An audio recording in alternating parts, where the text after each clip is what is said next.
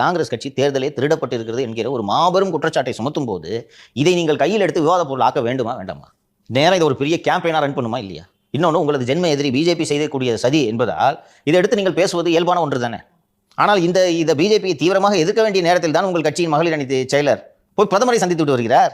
தூத்துக்குடி ஏர்போர்ட்ல இறங்கணும்னு நீங்க சொன்ன மாதிரி வந்துட்டேன் பாத்தீங்களா என்றாராம் பிரதமர். எல்லாரும் முன்னாடி அனைவர் முன்பாகவும் நீங்கள் சொன்னது போல வந்து விட்டேன் பார்த்தீர்களா? தூத்துக்குடி துறைமுகத்துக்கு விரிவாக்கத்துக்கு அனுமதி தர வேண்டும் என்று பிரதமரிடம் கேட்டிருக்கிறார். விரிவாக்கத்திற்கு அனுமதி தருவதோடு மட்டுமல்லாமல் நானே திறந்து வைக்கிறேன் என்று வாக்குறுதி அளித்திருக்கிறார் பிரதமர். இப்போ இந்த காங்கிரஸ் தான் இவங்களை நம்பிக்கிட்டு ஏமாந்துட்டு உட்கார்ந்துருக்காங்க என்று நான் புரிந்து கொள்கிறேன். அவ்வளவு ஒரு நெருக்கமாக ஒரு அன்போடும் அரவணைப்போடும் திருமதி கனிமொழியை பிரதமர் அவர்கள் அணுகுகிறார். அப்போ கடைசியில் ஏமாந்து உட்கார்ந்துருக்கிறது எந்த கட்சின்றது தெரியுதா? எந்த கட்சி? காங்கிரஸ். அப்போ காங்கிரஸ் என்ன செய்ய வேண்டும்?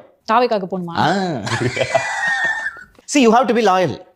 நீங்க இந்தியா கூட்டணியில இருக்கீங்க. நான் ராகுல் காந்தி வச்ச சார்ஜஸ்ல ஐ எம் கன்வின்ஸ்ட். இன்னைக்கு வரைக்கும் தேர்தல் ஆணையத்துக்கிட்ட இருந்து ப்ராப்பரான பதில் இல்லை.